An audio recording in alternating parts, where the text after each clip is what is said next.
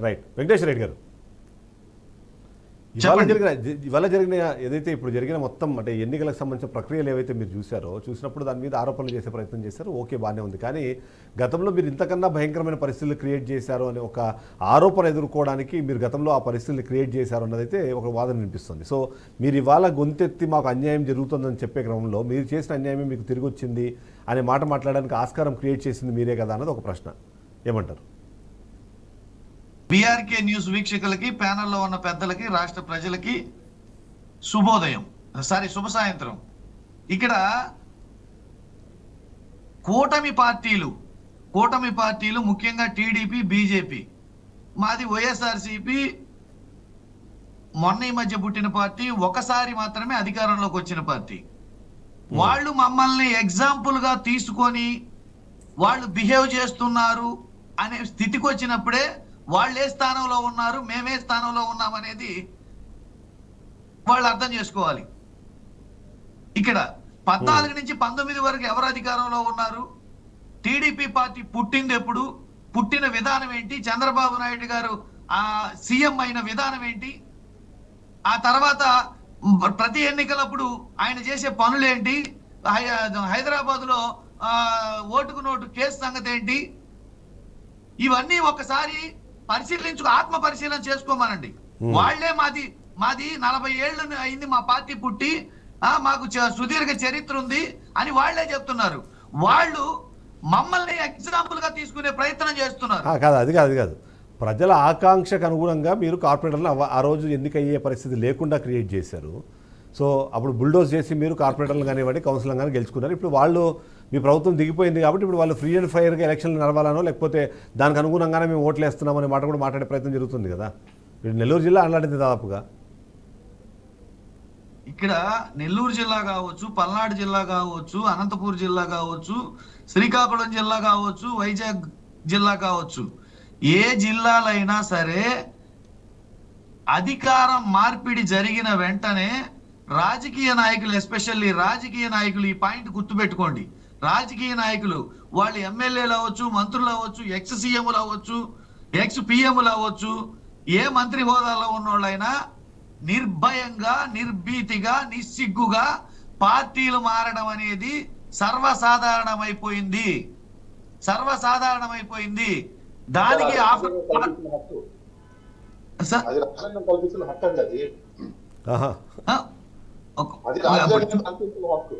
So వాళ్ళు మారుతారు.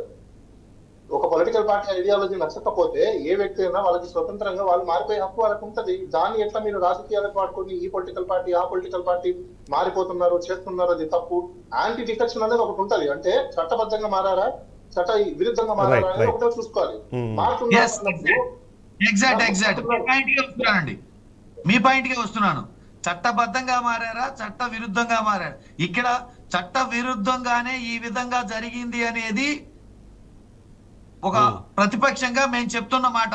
చట్ట ప్రకారం జరిగితే మేమేమంటాము, వాళ్ళు పార్టీలు మారే బదులు రాజీనామా చేసి బై ఎలక్షన్ పెట్టమనండి.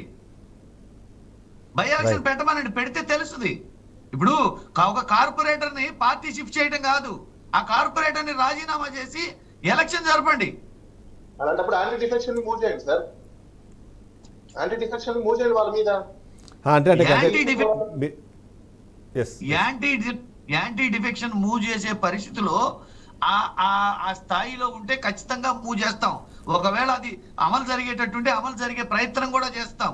ఇక్కడ మేమేమంటున్నామంటే, అనేక వాగ్దానాలు చేసి, అనేక నీతులు వల్లించి, అనేక ప్రబోధనలు చేసి ఇవన్నీ చేసిన ప్రభుత్వం ఈ విధంగా మేము చేస్తున్నామని చెబుతూ, మేము మంచి చేస్తున్నామని చెబుతూ ఈ విధంగా ప్రత్యక్షంగా ఈ విధంగా చేస్తున్నారు కాబట్టి దాన్ని వేలెత్తి చూపిస్తున్నాం.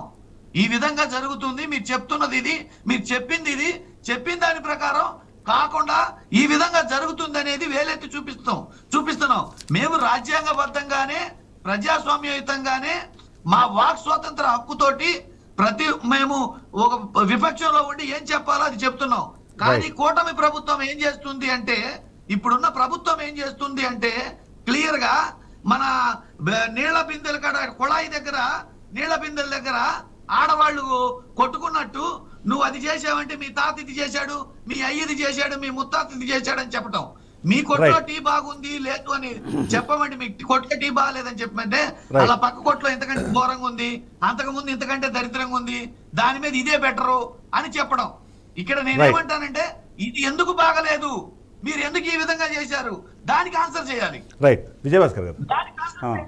మీరు అధికారంలో ఉన్నోళ్ళు Yes, అలా అది- దానికి ఆన్సర్ చేయకుండా మొన్న అలా మీరు చేశారు, అంతకు ముందు ఇలా జరిగింది, పక్క పార్టీలో వాళ్ళు ఇలా చేశారు కాబట్టి మేము కూడా ఇదే చేస్తాం. ఇది ఎట్టుందంటే కుళాయి దగ్గర ఆడవాళ్ళు నీళ్ల కోసం కొట్టుకున్నట్టు అంత మేబీ వాళ్ళతో పోలిస్తే వాళ్ళు కూడా యాక్సెప్ట్ చేయరేమో కానీ ఎందుకంటే వాళ్ళు అదే మనం కొద్దిగా ఇక్కడ రాజకీయ నాయకులు కొద్దిగా మనం ఎగ్జామ్షన్ ఇవ్వాల్సి వస్తుంది. లేచింది Right. మహిళా అది కూడా లోకం. correct. ఎస్ విజయభాస్కర్ గారు ఇక్కడ అంటే అది కూడా correct.